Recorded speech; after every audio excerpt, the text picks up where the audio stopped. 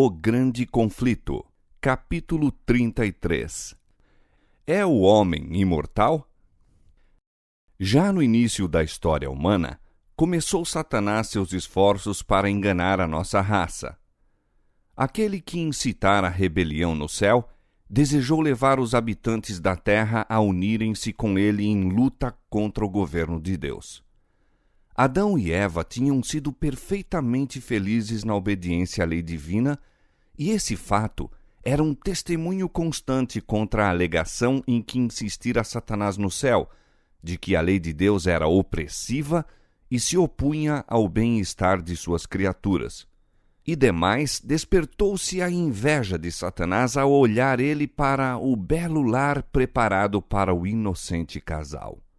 Decidiu-se a causar a sua queda, a fim de que, tendo-se separado de Deus e trazido sob o seu poder, pudesse obter posse da terra e aqui estabelecer o seu reino em oposição do Altíssimo. Houvesse Satanás se manifestado em seu verdadeiro caráter, e teria sido repelido de pronto, pois Adão e Eva tinham sido advertidos contra este perigoso adversário. Ele, porém, operou na treva, ocultando seu propósito para que mais eficazmente pudesse realizar o seu objetivo. Empregando como seu intermediário a serpente, então criatura de fascinante aspecto, dirigiu-se a Eva. É assim que Deus disse: "Não comereis de toda a árvore do jardim?" Gênesis 3:1. Se Eva tivesse abstido de entrar em argumentação com o tentador, teria estado em segurança, mas arriscou-se a conversar com ele e caiu vítima de seus engodos. É assim que muitos ainda são vencidos. Duvidam e argumentam em relação aos preceitos de Deus.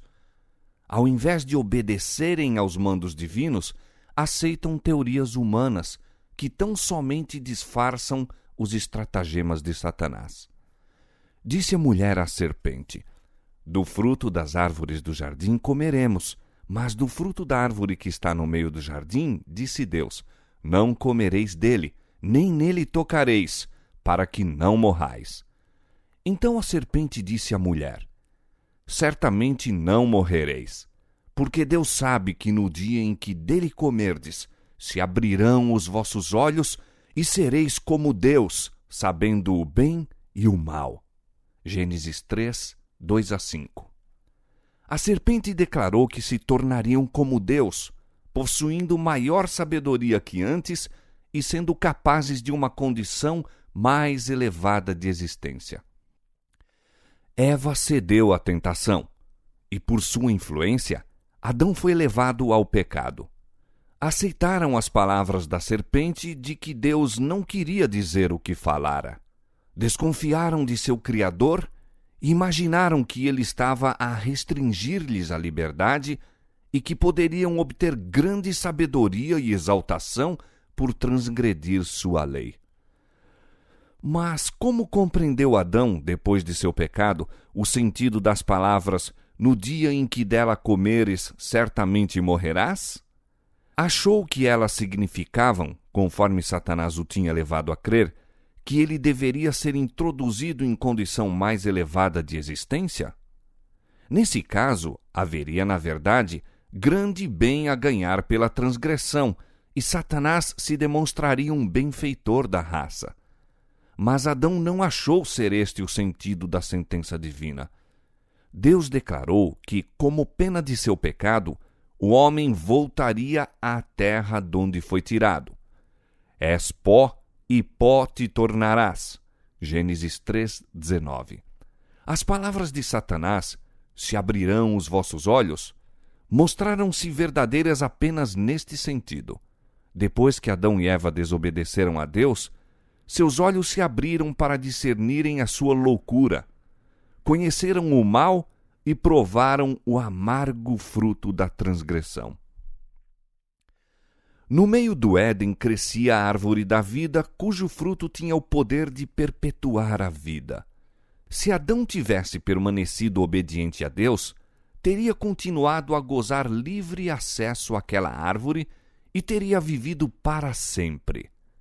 Mas, quando pecou, foi despojado da participação da árvore da vida, tornando-se sujeito à morte. A sentença divina, tu és pó e em pó te tornarás, indica completa extinção da vida.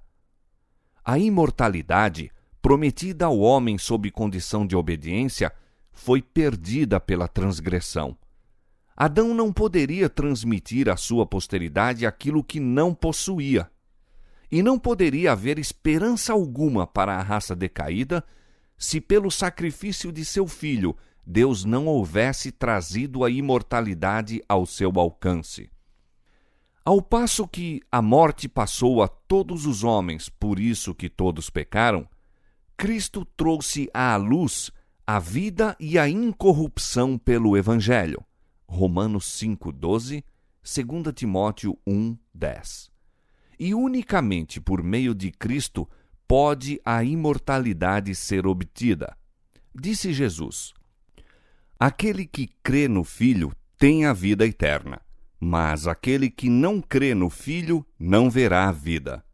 João 3,36. Todo homem pode alcançar a posse desta inapreciável bênção se satisfizer as condições. Todos os que, com perseverança em fazer bem, procuram glória e honra e incorrupção, receberão vida eterna. O único que prometeu a Adão vida em desobediência foi o grande enganador. E a declaração da serpente a Eva, no Éden, certamente não morrereis, foi o primeiro sermão pregado acerca da imortalidade da alma. Todavia, esta assertiva, repousando apenas na autoridade de Satanás, ecoa dos púlpitos da cristandade e é recebida pela maior parte da humanidade tão facilmente como o foi pelos nossos primeiros pais. A sentença divina, a alma que pecar, essa morrerá, Ezequiel 18:20, é dada a significação. A alma que pecar, essa não morrerá, mas viverá eternamente. Não podemos, senão nos admirar da estranha fatuidade que tão crédulos torna os homens com relação às palavras de Satanás e incrédulos com respeito às palavras de Deus. Houvesse ao homem sido permitido franco acesso à árvore da vida após a sua queda, e teria ele vivido para sempre, sendo assim imortalizado o pecado. Querubins e uma espada chamejante, porém, guardavam o caminho da árvore da vida. Gênesis 3:24. E a nenhum membro da família de Adão foi permitido passar aquela barreira e participar do fruto doador da vida. Não há, portanto, pecador algum imortal. Mas depois da queda, Satanás ordenou a seus anjos que fizessem um esforço especial a fim de inculcar a crença da imortalidade inerente do homem. E tendo induzido o povo a receber este erro, deveriam levá-lo a concluir que o pecador viveria em estado de eterna miséria. Agora o príncipe das trevas, operando por meio de seus agentes, representa a Deus como um tirano vingativo, declarando que ele mergulha no inferno todos os que lhe não agradam e faz com que sempre sintam a sua ira, e que enquanto sofrem angústia indizível e se contorcem nas chamas eternas, seu Criador para eles olha com satisfação. Assim, o príncipe dos demônios reveste com seus próprios atributos ao Criador e benfeitor da humanidade. A crueldade é satânica. Deus é amor. E tudo quanto criou era puro, santo e formoso, até o pecado ser introduzido pelo primeiro grande rebelde.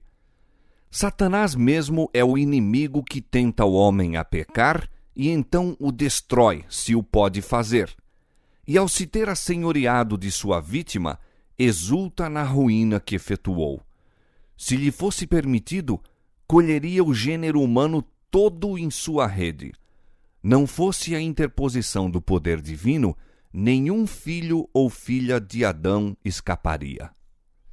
Satanás está procurando vencer os homens hoje, assim como venceu nossos primeiros pais, abalando-lhes a confiança em seu Criador e levando-os a duvidar da sabedoria de seu governo e da justiça de suas leis. Satanás e seus emissários representam a Deus como sendo mesmo pior do que eles, a fim de justificar sua própria malignidade e rebelião. O grande enganador esforça-se por transferir sua própria horrível crueldade de caráter para nosso Pai Celestial, a fim de fazer-se parecer como alguém grandemente lesado pela sua expulsão do céu, visto não haver desejado sujeitar-se a um governador tão injusto. Apresenta perante o mundo a liberdade que este pode gozar sob seu domínio suave, em contraste com a servidão imposta pelos severos decretos de Jeová. Desta maneira, consegue desviar as almas de sua fidelidade a Deus. Quão repugnante a todo sentimento de amor e misericórdia, e mesmo ao nosso senso de justiça, é a doutrina de que os ímpios mortos são atormentados com fogo e enxofre no inferno eternamente a arder, que pelos pecados de uma breve vida terrestre sofrerão tortura enquanto Deus existir. Contudo, esta doutrina tem sido largamente ensinada e ainda se acha incorporada em muitos credos da cristandade. Disse ilustrado doutor em teologia: a vista dos tormentos do inferno exaltará para sempre a felicidade dos santos. Quando veem outros que são da mesma natureza e nascidos sob as mesmas circunstâncias, mergulhados em tal desgraça e eles distinguidos de tal maneira, isto os fará sentir quão felizes são. Outro empregou estas palavras: enquanto o decreto da condenação está sendo eternamente executado sobre os vasos da ira, o fumo de seu tormento estará sempre e sempre a acender à vista dos vasos de misericórdia, que, em vez de se compadecerem daquelas miseráveis criaturas, dirão: Amém, Aleluia, louvai ao Senhor. Onde nas páginas da Palavra de Deus se encontra tal ensino? Perderão os remidos no céu todo o sentimento de piedade e compaixão, e mesmo os sentimentos comuns de humanidade? Devem tais sentimentos ser trocados pela indiferença do estoico ou a crueldade do selvagem? Não, absolutamente. Não é este o ensino do livro de Deus. Os que apresentaram as opiniões expressas nas citações acima podem ser homens ilustrados e mesmo sinceros, mas estão iludidos pelos sofismas de Satanás. Este os leva a interpretar mal terminantes expressões das Escrituras, dando à linguagem a coloração de amargura e malignidade que a ele pertence, mas não ao Criador. Vivo eu, diz o Senhor Jeová, que não tenho prazer na morte do ímpio, mas em que o ímpio se converterá do seu caminho e viva. Convertei-vos dos vossos maus caminhos, pois por que razão morrereis? Ezequiel 33:11. Que ganharia Deus se admitíssemos que ele se deleita em testemunhar incessantes torturas? Que se alegra com os gemidos, gritos e imprecações das sofredoras criaturas por ele retidas nas chamas do inferno?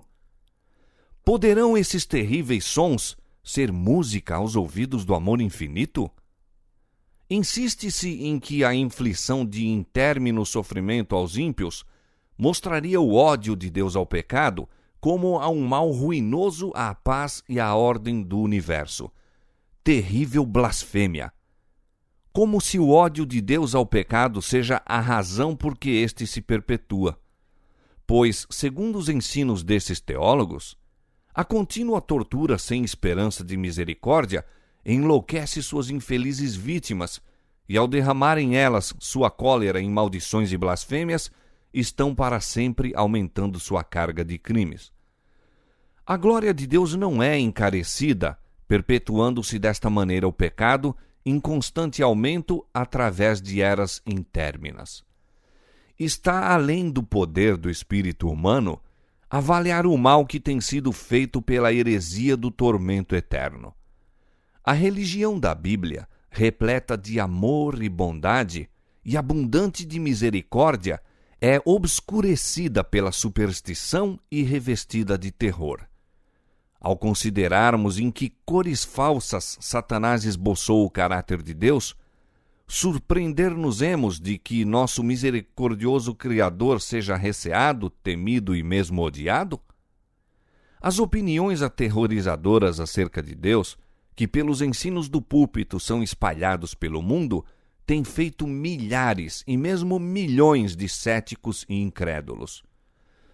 A teoria do tormento eterno é uma das falsas doutrinas que constituem o vinho das abominações de Babilônia, do qual ela faz todas as nações beberem. Apocalipse 14, 8 e 17, 2. Que ministros de Cristo hajam aceito esta heresia e a tenham proclamado do púlpito sagrado é, na verdade, um mistério. Eles a receberam de Roma, assim como receberam o falso sábado. É verdade que tem sido ensinada por homens eminentes e piedosos, mas a luz sobre tal assunto não lhes chegou como a nós. Eram responsáveis apenas pela luz que resplandecia em seu tempo. Nós o somos pela que brilha em nossa época. Se nos desviamos do testemunho da palavra de Deus, aceitando falsas doutrinas porque nossos pais as ensinaram, caímos sob a condenação pronunciada sobre Babilônia. Estamos a beber do vinho de suas abominações. Numerosa classe para a qual a doutrina do tormento eterno é revoltante é levada ao erro oposto. Veem que as Escrituras representam a Deus como um ser de amor e compaixão e não podem crer que ele destine suas criaturas aos fogos de um inferno eternamente a arder. Crendo, porém, ser a alma de natureza imortal, não percebem outra alternativa senão concluir que toda a humanidade se salvará por fim. Muitos consideram as ameaças da Bíblia como sendo meramente destinadas a amedrontar os homens para a obediência e não para se cumprirem literalmente. Assim, o pecador pode viver em prazeres egoístas, desatendendo aos preceitos de Deus e, não obstante, esperar ser, ao final, recebido em seu favor. Esta doutrina, admitindo a misericórdia de Deus, mas passando por alto sua justiça, agrada ao coração carnal e torna audazes os ímpios em sua iniquidade. A fim de mostrar como os crentes na salvação universal torcem as Escrituras para sustentarem seus dogmas destruidores de almas, basta citar suas próprias declarações. Nos funerais de um jovem irreligioso que tivera morte instantânea em um desastre, um ministro universalista escolheu como texto a declaração das Escrituras relativa a Davi. Já se tinha consolado acerca de Amon, que era morto. 2 Samuel 13:39. Sou frequentemente interrogado, disse o orador, sobre qual será a sorte dos que deixam o mundo em pecado, que morrem, talvez em estado de embriaguez, morrem sem ter lavado das manchas escarlates do crime as suas vestes, ou como este jovem sucumbiu, nunca tendo feito qualquer profissão ou gozado experiência religiosa. Estamos contentes com as Escrituras. Sua resposta resolverá o terrível problema. Amnon era muitíssimo pecador. Ele não estava arrependido. Fizeram-no embriagar-se e, estando em estado de embriaguez, foi morto. Davi era profeta de Deus. Ele deveria saber se iria mal ou bem com Amnon no mundo vindouro. Quais foram as expressões de seu coração? Então tinha o rei Davi saudades de Absalão, porque já se tinha consolado acerca de Amnon, que era morto. E qual é a inferência a fazer desta linguagem? Não é que o sofrimento intérmino não fazia parte de sua crença religiosa? Assim o concebemos. E aqui descobrimos um argumento triunfante em apoio da mais agradável, mais iluminada, mais benévola hipótese da pureza e paz universal e final. Consolou-se vendo que o filho estava morto. E por que isto? Porque, pelos olhos da profecia, podia vislumbrar o glorioso futuro e ver aquele filho afastado para longe de toda a tentação, livre do cativeiro e purificado das corrupções do pecado, e depois de se haver tornado suficientemente santo e esclarecido, admitido na Assembleia dos Espíritos elevados e jubilosos.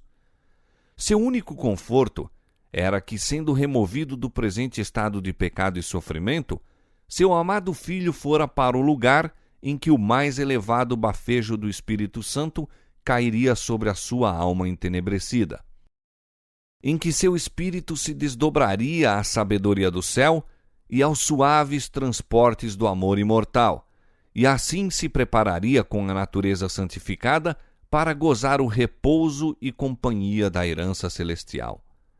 Nesse sentido, é que desejamos ser compreendidos como crentes que somos, de que a salvação do céu não depende de coisa alguma que possamos fazer nesta vida, nem da mudança do coração feita presentemente, nem da crença atual, nem de uma profissão religiosa. Assim, reitera o professo ministro de Cristo, a falsidade conferida pela serpente no Éden: certamente não morrereis.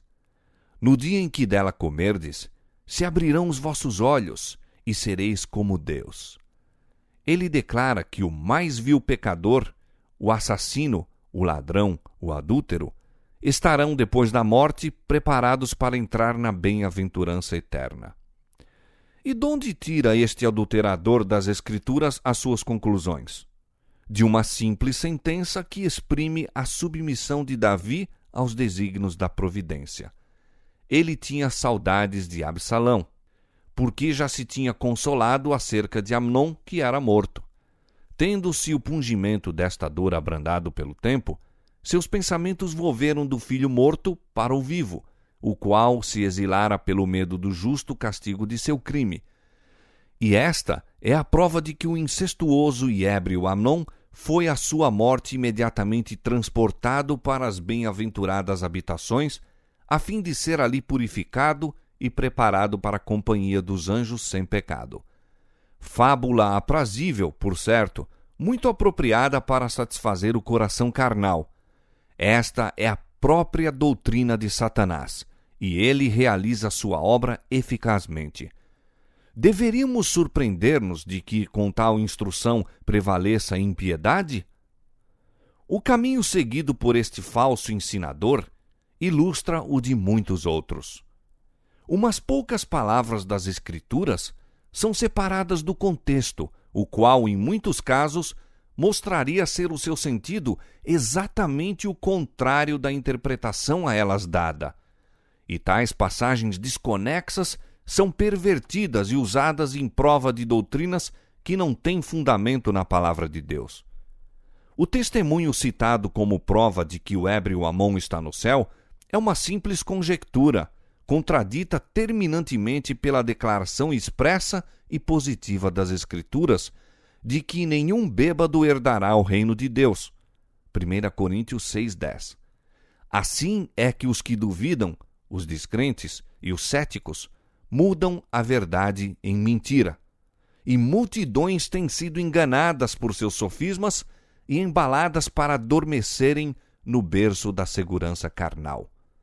Se fosse verdade que a alma passa diretamente para o céu na hora do falecimento, bem poderíamos então anelar a morte em lugar da vida. Por esta crença, muitos têm sido levados a pôr termo à existência. Quando dominados pelas dificuldades, perplexidades e desapontamento, parece coisa fácil romper o tênue fio da vida e voar além para as bênçãos do mundo eterno. Deus deu em sua palavra prova decisiva de que punirá os transgressores de sua lei. Os que se lisonjeiam de que ele é muito misericordioso para exercer justiça contra o pecador, apenas têm de olhar para a cruz do Calvário. A morte do imaculado Filho de Deus testifica que o salário do pecado é a morte, que toda violação da lei de Deus deve receber sua justa paga. Cristo, que não tinha pecado, se fez pecado pelo homem. Arrostou a culpa da transgressão, sendo-lhe ocultado o rosto do Pai, até se lhe quebrantar o coração e desfazer a vida. Todo esse sacrifício foi feito a fim de os pecadores poderem ser remidos.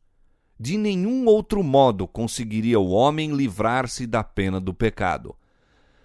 E toda alma que se recusa a tornar-se participante da expiação provida a tal preço deve levar em si própria a culpa e o castigo da transgressão.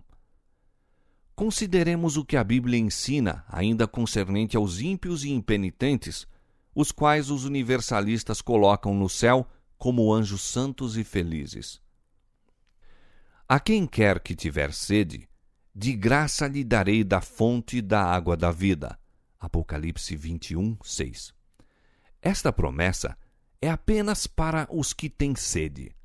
A pessoa alguma, a não ser os que sentem sua necessidade de água da vida e a procuram, seja qual for o preço, será ela provida. Quem vencer herdará todas as coisas, e eu serei seu Deus, e ele será meu filho. Apocalipse 21, 7. Aqui também se especificam condições. A fim de herdar todas as coisas, devemos resistir ao pecado e vencê-lo. O Senhor declara pelo profeta Isaías: Dizei aos justos que bem lhes irá. Ai do ímpio, mal lhe irá, porque a recompensa das suas mãos se lhe dará. Isaías capítulo 3, versos 10 e 11. Ainda que o pecador faça mal 100 vezes e os dias se lhe prolonguem, eu sei com certeza que bem sucede aos que temem a Deus, aos que temerem diante dele, mas ao ímpio não irá bem. Eclesiastes capítulo 8, versos 12 e 13. E Paulo testifica que o pecador está entesourando para si ira no dia da ira e da manifestação do juízo de Deus, o qual recompensará cada um segundo suas obras. Tribulação e angústia sobre toda a alma do homem que obra o mal. Romanos capítulo 2, versos 5, 6 e 9. Nenhum fornicário ou impuro ou avarento, o qual é idólatra, tem herança no reino de Cristo e de Deus. Efésios 5, 5. Segui a paz com todos e a santificação, sem a qual ninguém verá o Senhor. Hebreus 12, 14. Bem-aventurados aqueles que guardam os seus mandamentos, para que tenham direito à árvore da vida e possam entrar na cidade pelas portas. Ficarão de fora os cães, os feiticeiros e os que se prostituem, e os homicidas e os idólatras, e qualquer que ama e comete a mentira.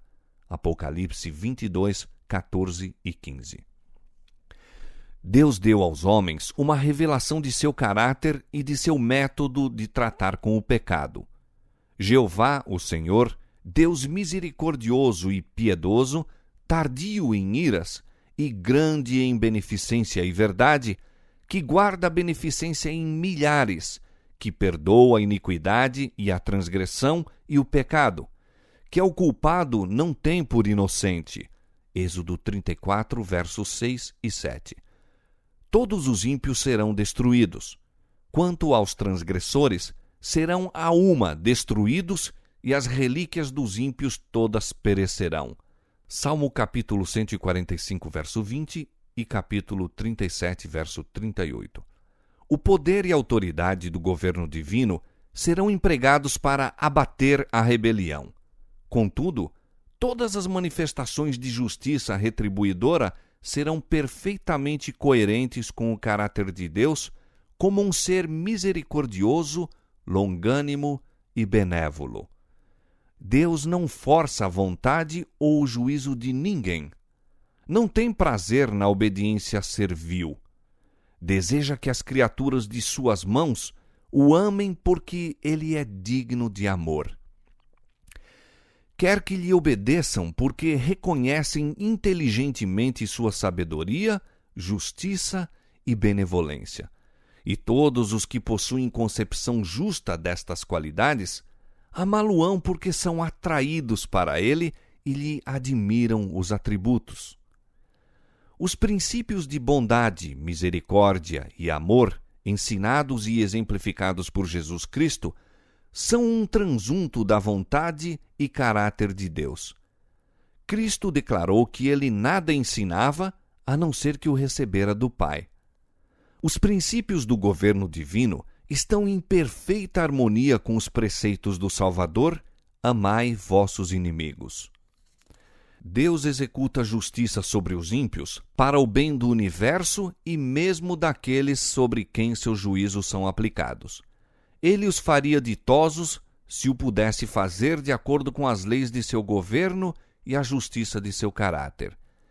Cerca-os de manifestações de seu amor, confere-lhes conhecimento de sua lei, acompanhando-os com o oferecimento de sua misericórdia. Eles, porém, lhe desprezam o amor, anulam a lei e rejeitam a misericórdia. Ao mesmo tempo em que constantemente recebem seus dons, desonram o doador, odeiam a Deus porque sabem que ele aborrece os seus pecados. O Senhor suporta a sua perversidade, mas virá finalmente a hora decisiva em que se deve decidir o seu destino. Acorrentará ele, então, esses rebeldes a seu lado? Forçá-los-á a fazerem a sua vontade? Os que escolheram a Satanás como chefe e por seu poder têm sido dirigidos, não estão preparados para comparecer à presença de Deus. O orgulho, o engano, a licenciosidade, a crueldade fixaram-se em seu caráter.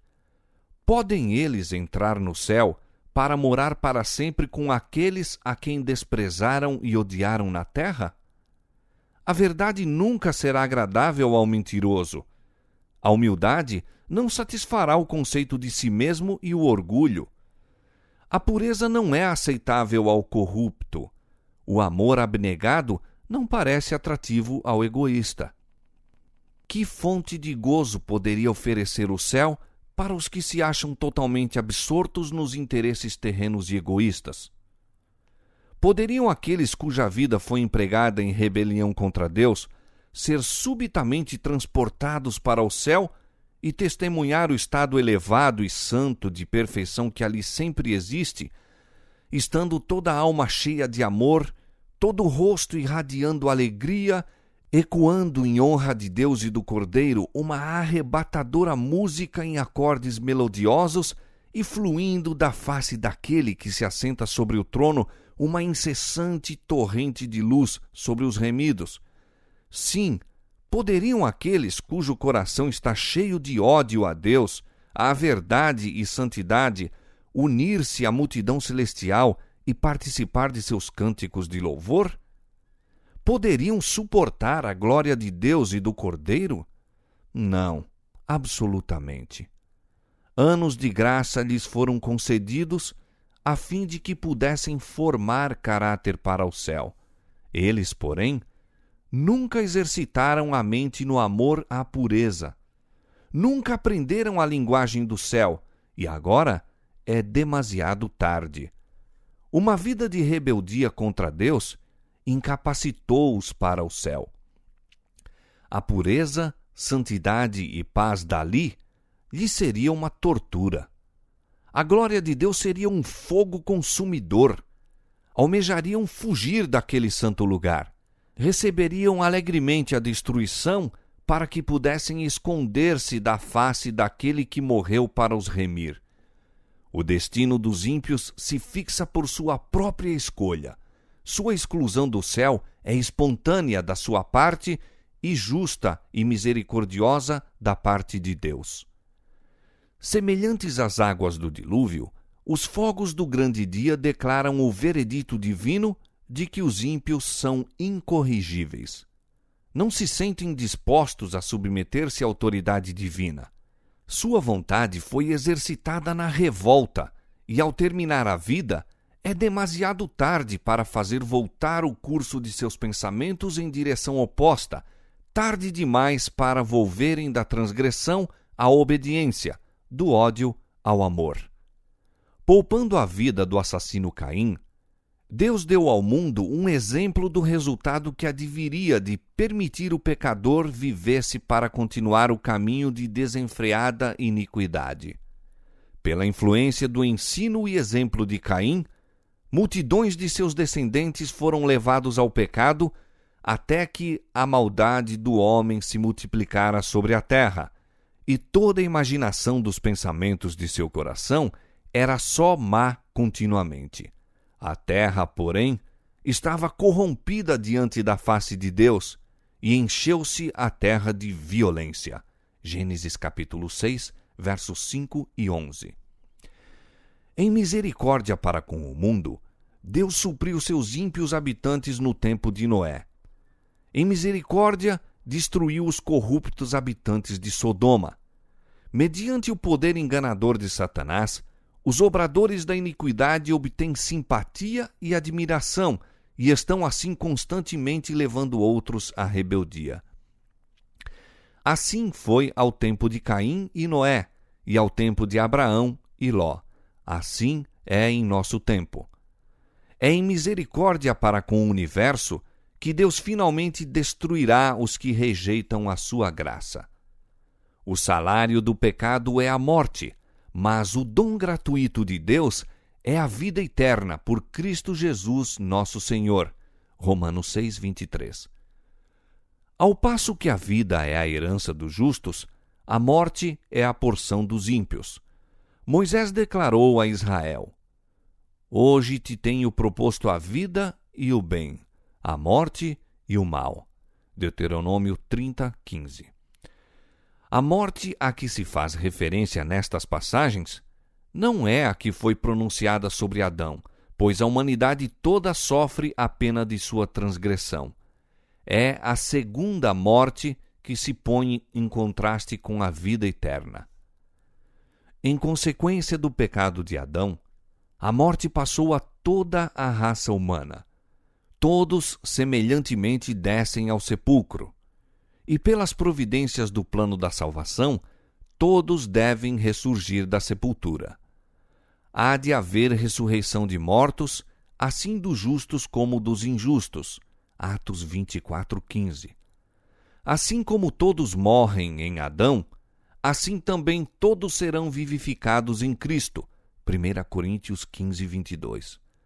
Uma distinção, porém, se faz entre as duas classes que ressuscitam.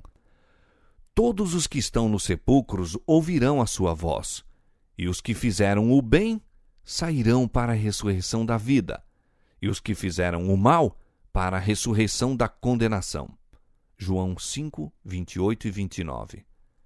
Os que foram tidos por dignos da ressurreição da vida são bem-aventurados e santos. Sobre estes não tem poder a segunda morte. Apocalipse 20, 6.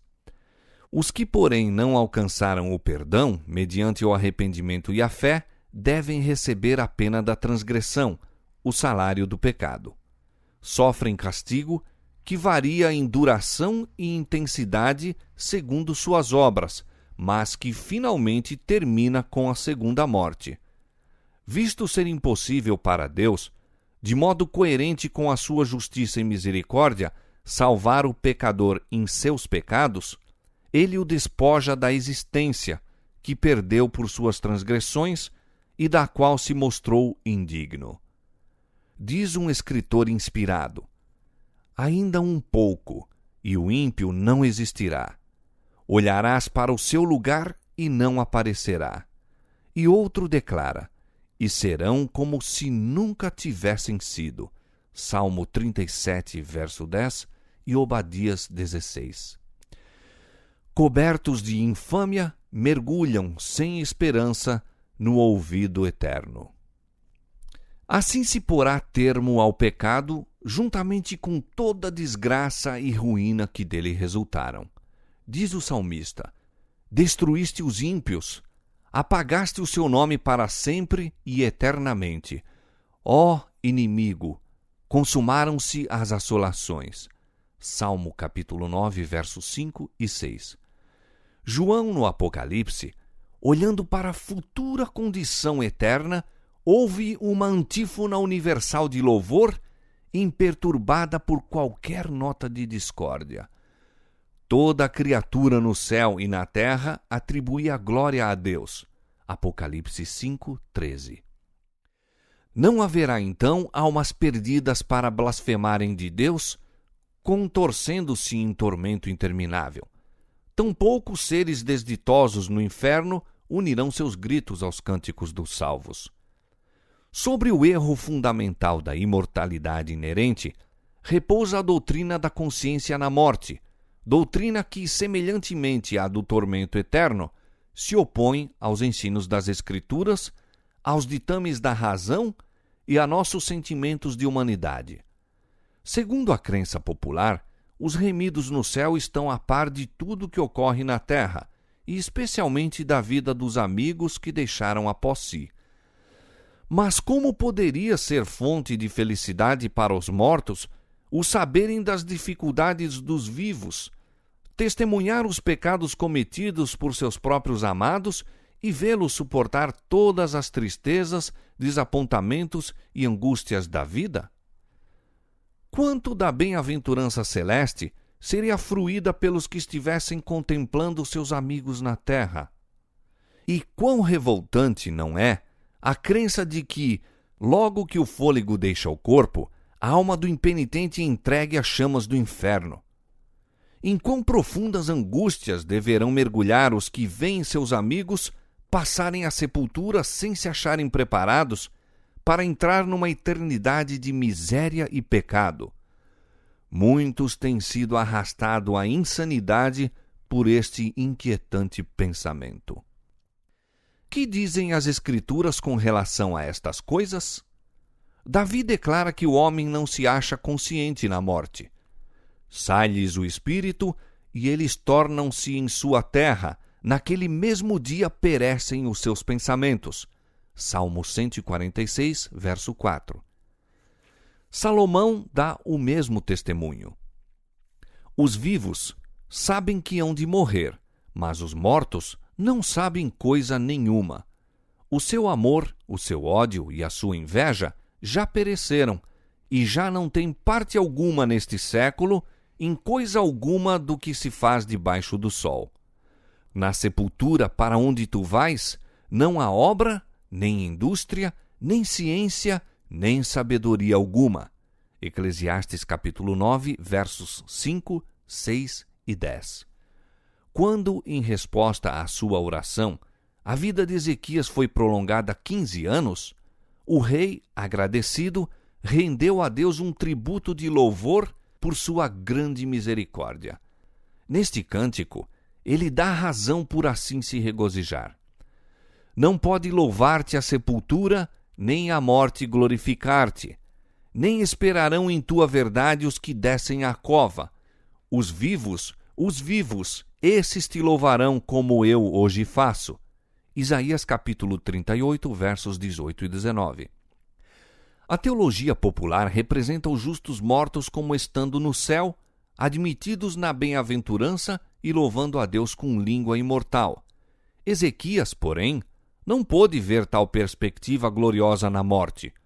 Com suas palavras, concorda o testemunho do salmista. Na morte não há lembrança de ti. No sepulcro, quem te louvará? Os mortos não louvam ao Senhor, nem os que descem ao silêncio. Salmo 6, verso 5 e Salmo 15, verso 17. Pedro, no dia de Pentecoste, declarou que o patriarca Davi morreu e foi sepultado, e entre nós está até hoje a sua sepultura. Porque Davi não subiu aos céus. Atos capítulo 2, verso 29 e 34. O fato de Davi permanecer na sepultura até a ressurreição prova que os justos não ascendem ao céu por ocasião da morte. É unicamente pela ressurreição e em virtude de Jesus haver ressuscitado que Davi poderá finalmente assentar-se à destra de Deus. E Paulo disse: se os mortos não ressuscitam, também Cristo não ressuscitou. E se Cristo não ressuscitou, é vã a vossa fé, e ainda permaneceis nos vossos pecados. E também os que dormiram em Cristo estão perdidos. 1 Coríntios capítulo 15, versos 16 a 18.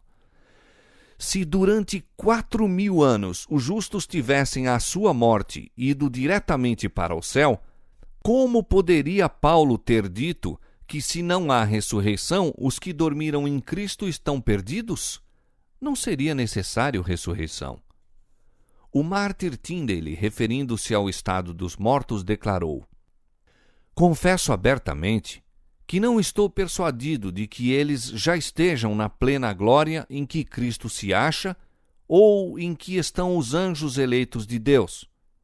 Tampouco é isto artigo de minha fé, pois se assim fosse, não vejo nisto senão que o pregar a ressurreição da carne seria coisa vã.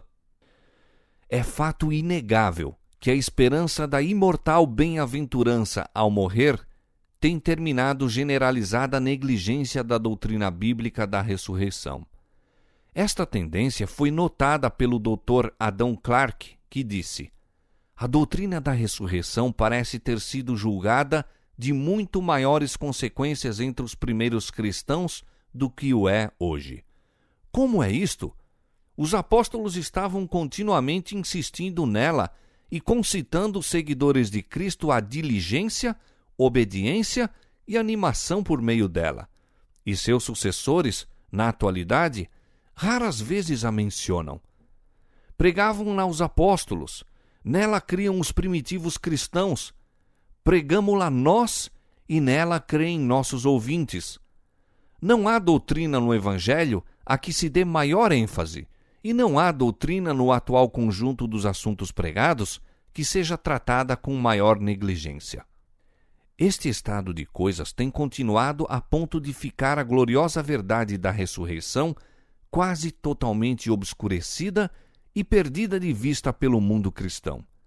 Assim, um dos principais escritores religiosos, comentando as palavras de Paulo em 1 Tessalonicenses capítulo 4, versos 13 a 18, diz: para todo o fim prático de consolação, a doutrina da bem-aventurada imortalidade dos justos toma para nós o lugar de qualquer doutrina duvidosa acerca da segunda vinda do Senhor. Por ocasião de nossa morte, o Senhor vem a nós. É isto que devemos esperar e aguardar. Os mortos já passaram para a glória. Não esperam a trombeta para o seu juízo e bem-aventurança. Quando, porém, estava para deixar seus discípulos, Jesus não lhes disse que logo iriam ter com ele. Vou preparar-vos lugar, disse ele. E se eu for e vos preparar lugar, virei outra vez e vos levarei para mim mesmo. João 14, versos 2 e 3. E diz-nos Paulo, mais, que o mesmo Senhor descerá do céu com alarido, e com voz de arcanjo, e com a trombeta de Deus. E os que morreram em Cristo ressuscitarão primeiro. Depois, nós, os que ficarmos vivos, seremos arrebatados juntamente com ele nas nuvens, a encontrar o Senhor nos ares, e assim estaremos sempre com o Senhor. E acrescenta: consolai-vos uns aos outros com estas palavras. 1 Tessalonicenses capítulo 4, versos 16 a 18.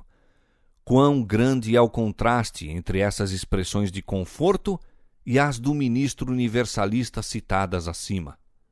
O último consolou os que foram despojados da companhia do seu ente querido com a afirmação de que, por mais pecador que o morto pudesse haver sido, ao expirar aqui, seria recebido entre os anjos. São Paulo aponta a seus irmãos a futura vinda do Senhor, quando os grilhões do túmulo serão quebrados e os mortos em Cristo ressuscitarão para a vida eterna. Antes de qualquer pessoa poder entrar nas mansões dos bem-aventurados, seu caso deverá ser investigado e seu caráter e ações deverão passar em revista perante Deus. Todos serão julgados de acordo com as coisas escritas nos livros e recompensados conforme tiverem sido as suas obras. Este juízo não ocorre por ocasião da morte.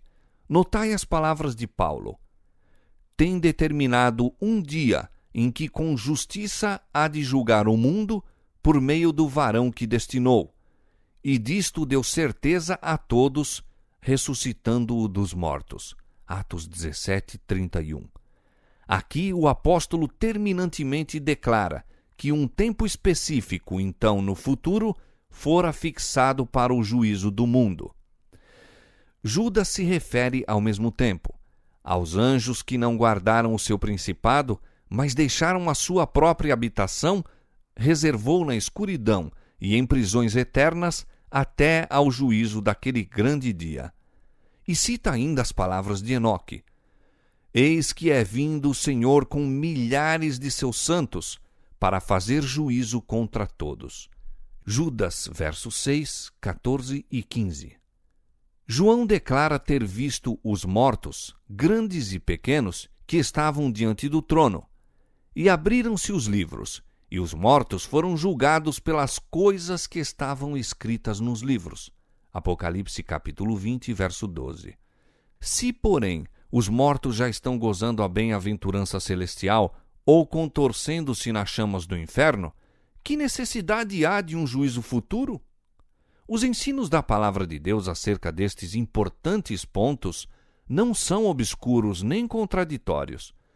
Podem ser compreendidos pela mente comum. Mas que espírito imparcial pode ver sabedoria ou justiça na teoria corrente? Receberão os justos, depois da investigação de seu caso no juízo, este elogio: bem está, servo bom e fiel, entra no gozo do teu Senhor, quando eles estiveram morando em sua presença, talvez durante longos séculos? São os ímpios convocados do lugar do tormento para receberem esta sentença do juiz de toda a terra: apartai-vos de mim, malditos, para o fogo eterno? Ó, sarcasmo solene, vergonhoso obstáculo à sabedoria e justiça de Deus. A teoria da imortalidade da alma foi uma das falsidades que Roma tomou emprestadas do paganismo, incorporando-a à religião da cristandade.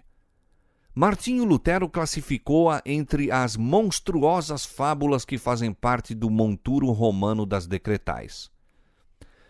Comentando as palavras de Salomão no Eclesiastes, de que os mortos não sabem coisa nenhuma, diz o reformador: outro passo provando que os mortos não têm sentimento. Não há ali, diz ele, deveres, ciência, conhecimento, sabedoria. Salomão opinou que os mortos estão a dormir e nada sentem absolutamente, pois os mortos ali jazem, não levando em conta nem dias nem anos, mas quando despertarem, parecer-lhes-á haver dormido apenas 1 minuto. Em parte alguma das Escrituras Sagradas se encontra a declaração de que é por ocasião da morte que os justos vão para a sua recompensa e os ímpios ao seu castigo. Os patriarcas e profetas não deixaram tal acerto. Cristo e seus apóstolos não fizeram sugestão alguma a esse respeito. A Bíblia claramente ensina que os mortos não vão imediatamente para o céu. Eles são representados como estando a dormir até a ressurreição. 1 Tessalonicenses capítulo 4, verso 14, Jó capítulo 14, versos 10 a 12. No mesmo dia em que se quebra a cadeia de prata e se despedaça o copo de ouro, Eclesiastes 12, 6, perecem os pensamentos dos homens. Os que descem à sepultura estão em silêncio. Não mais sabem de coisa alguma que se faz debaixo do sol. Jó 14, 21. Bendito descanso para o justo cansado. Seja longo ou breve o tempo, não é para eles senão um momento. Dormem e são despertados pela trombeta de Deus para uma imortalidade gloriosa.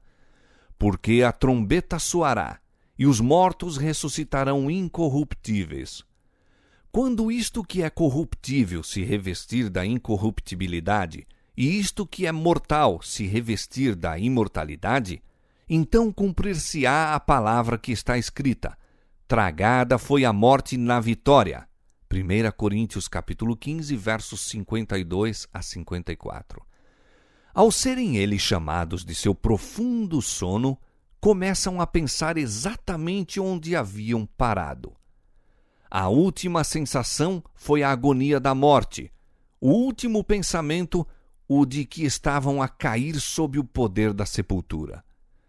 Ao se levantarem da tumba, seu primeiro alegre pensamento se expressará na triunfante aclamação: onde está, ó morte, o teu aguilhão?